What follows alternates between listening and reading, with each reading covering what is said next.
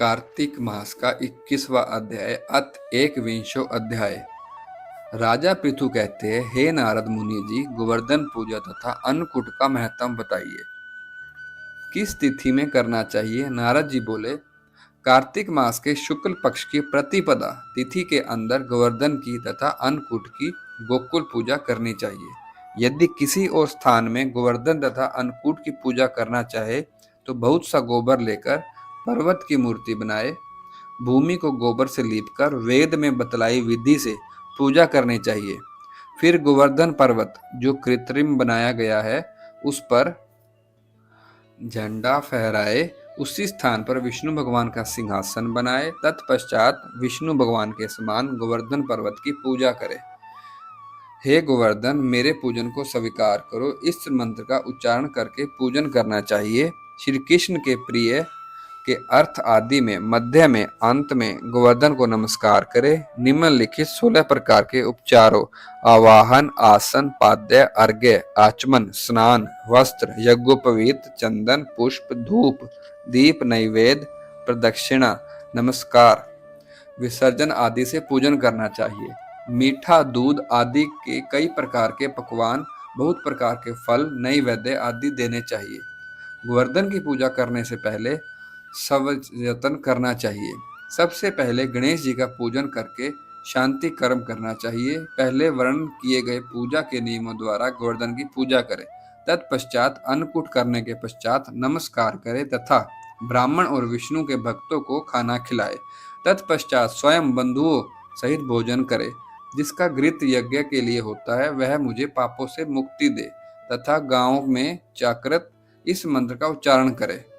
हरिद्रा से गौओं के सींग रंगे, पुष्पों की माला पहनाए, गौओं को जो त्रैलोक की जननी है ग्रास खिलाए, वृक्ष रूपी हमको धर्म शांति प्रदान करे। वृषभ के सींगों को रंग द्वारा रंग कर फूलों की माला पहनानी चाहिए। कृष्ण भगवान का, गोवर्धन पर्वत का, गौ का, बैल का, भैंस के पूजन का फल वाजपेय और अश्वमेध यज्ञ के द्वारा मिलने वाले फलों के करोड़ों गुना ज्यादा होता है। दिन में तीसरे पहर में मार्गपालिका बांधे, वृक्ष में कुशाकाश को प्रणाम करे। हे मार्गपाली, आपको प्रणाम है। देश के कल्याण के लिए उसी स्थान पर निराजन विधि करे। गाय तथा दूसरे आदमी मार्गपालिका के तले से गुजर एक रस्सा कुशकाश का तैयार करे, जिसे राजा के पुत्र तथा दूसरे पुरुष अपने अपने बल की समर्था अनुसार खींचे। जो भी इस रस्सा कशी में विजय होता है उसकी तमाम वर्ष जीत होती है। फिर सायंकाल को बलि दानव का बुत बनाकर पूजे। बलि को 2 भुजाओं वाला बनाए। सारा परिवार प्रसन्नता से माता पिता तथा बंधुओं सहित पूजा करे। चंदन, धूप, दीप आदि के द्वारा पूजा करनी चाहिए।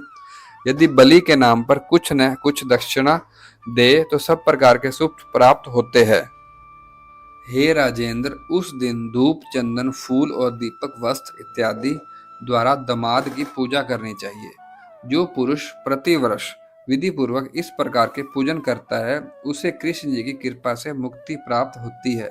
हे नारद मुनि जी, राजा पृथु कहते हैं, बलि के दिन दामाद को क्यों पूजा जाता है? पहले इसको किसने किया था? नारद जी कहते हैं, सतयुग में पहले जमाने में सागर का मंथन करने से लक्ष्मी उत्पन्न हुई तथा विष्णु भगवान से विवाह हुआ।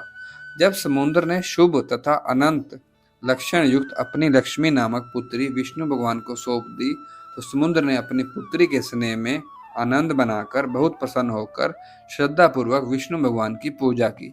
इससे विष्णु भगवान समुद्र से प्रसन्न होकर कहने लगे, जो कुछ तुम चाहते हो वही वरदान मांगो।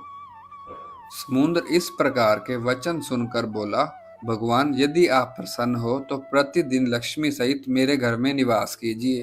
विष्णु भगवान समुद्र से कहने लगे, अच्छा, आपके गृह में नित्य ही रहा करेंगे। प्रतिवर्ष कार्तिक मास में शुक्ल पक्ष की प्रतिपदा को तुम हमारी पूजा किया करना। कार्तिक मास की शुक्ल पक्ष की प्रतिपदा को जो पुरुष दामाद की पूजा करता है वह सब पापों से मुक्ति पाता है।